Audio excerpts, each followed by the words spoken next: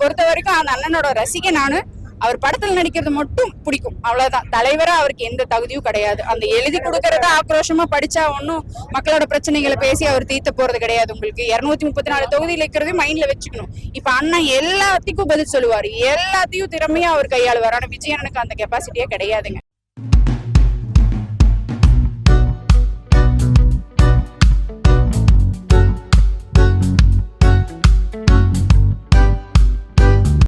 தெருமுனை பிரச்சாரம் இப்ப அண்ணா அறிவிச்சிட்டாரு. இனி அப்படியே அங்கங்க தெருமுனை பிரச்சாரங்கள், பொதுக்கூட்டங்கள் அப்படி போட்டு இன்னும் நாங்க சிறப்பா இந்த முறை கண்டிப்பா வெற்றி நாங்க பெற்றுவோம். எல்லாருமே ஜெயிச்சு சட்டசபைக்குள்ள போறது உறுதி. நன்றி.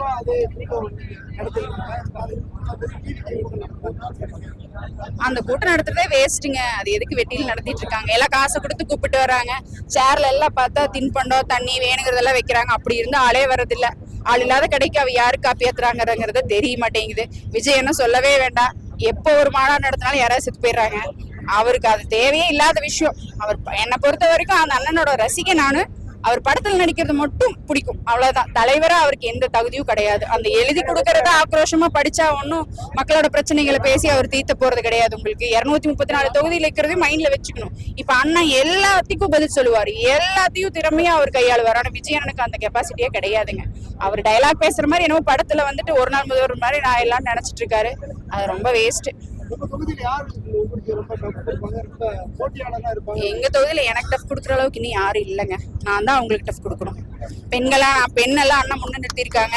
எங்களோட பலம் உங்களுக்கு தான் தெரியணும். எல்லாத்துக்கும் நாங்க தான் போட்டி, எங்களுக்கு யாரும் போட்டி கிடையாது.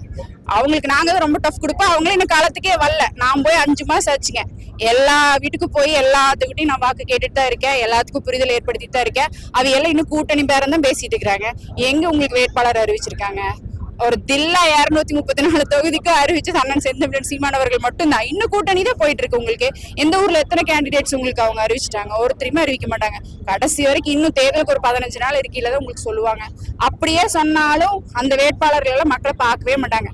கடைசி 2 நாள் லைட் ஆஃப் பண்ணிடுவோம். வீடு வீடா போய் பணத்தை கொடுத்துருவோம். காலையில குவார்டர் கோழி பிரியாணி கொடுத்தா அப்படியே போய் ஓட்ட போடு. அதைத்தான் 60 வருஷமா செய்யறாங்க. இந்த முறை அப்படியெல்லாம் நடக்காது. மக்கள் நல்ல தெளிவா தான் இருக்கிறாங்க. அந்த புரிதல் அண்ணன் ஏற்படுத்திட்டாரு. அதுக்காக தான் நாங்களும் பாடுபட்டு இருக்கோம்.